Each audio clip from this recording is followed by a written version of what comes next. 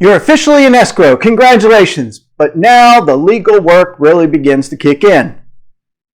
The escrow is full of timetables, deadlines, disclosures, inspections, title documents, and additional paperwork. This is why it's so important, in our recommendation, for you to work with a realtor or licensed attorney to make sure you stay away from the potential legal pitfalls. This will be the largest financial transaction most of us will ever complete during our lifetime. So during the process, the team and I would be happy to answer any questions you may have. And alternatively, you can hire our team to represent you and your interest in the transaction. We can even show you how you might be able to get some more money from the sellers during the repair and other negotiation points.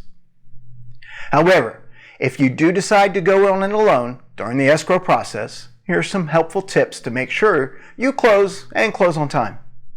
Now, once you have all the paperwork in order, you'll want to make sure you send it to both the lender and the title office you have chosen. Now, the next thing that will come up will be to order the inspection. These inspections will be completed by licensed inspectors, and they need to be covered by errors and omissions insurance. Once the inspection reports have been completed, review the inspection right away. The inspection report almost always lists multiple issues with the home. However, they are typically minor. For example, caulk around the tubs, broken light bulbs, and other minor deficiencies. These are to be expected. What we're really looking for is anything of structural concern. Large foundation cracks, roofing issues, or mechanical issues with the home's HVAC systems. Even issues with these can be concerning and the repairs could be costly. It may be that you can get additional credits from the seller to take care of these. We typically recommend asking the seller for a repair credit instead of asking them to make repairs themselves. We find if the sellers are left to do the repairs on their own, they use the minimum effort and cost possible to fix the repairs. The quality of the repairs is typically far better if you take care of them yourselves after the close of escrow.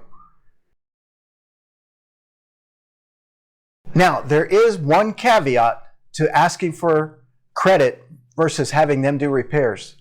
If they feel as though that you are simply just trying to renegotiate the price of the home, it may backfire on you. So use caution when using that method. Sometimes it's better just to go ahead and ask them to repair things and find out later they'll just want to give you a credit anyway. Now, once you sign off on the inspection, the last big hurdle is the home appraisal. The appraisal is completely done independently of the parties to the escrow, meaning the listing agent, sellers, buyer's agent, even yourself do not have the ability to select their appraiser or influence it in any way. The appraiser is hired directly by your mortgage company and is responsible to deliver a fair market value analysis of the property. The appraisal will typically be completed about 10 days prior to the close of escrow, and it will either come in low or at value. Typically, appraisers never appraise a home for more than the contract. If the home does come in at value, then you proceed to closing. However, if the appraisal comes in low, you can use this in your favor to negotiate a lower sales price. But keep in mind, the seller is not obligated to reduce the price. Now, there's a few other things you'll need to do. You'll need to think about utilities, which usually you'll want to transfer towards the end of the escrow period. So that when you move into your new home, you'll have power and water. But the other thing you'll need to do, and your lender should keep on top of this as well, but you'll need homeowners insurance. So everything's done, the inspection, the appraisal, you have all the paperwork in order.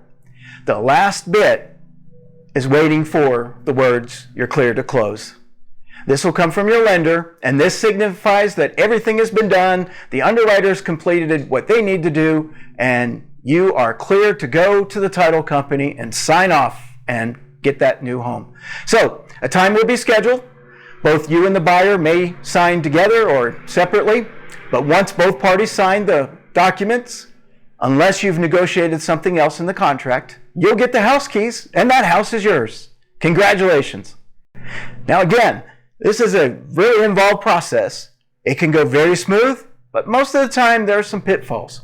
So again, we recommend that you have a realtor on your side, and we'd be delighted, me and my team would be delighted to work with you. Simply just give us a call, and we'll see if we're a good fit to work together.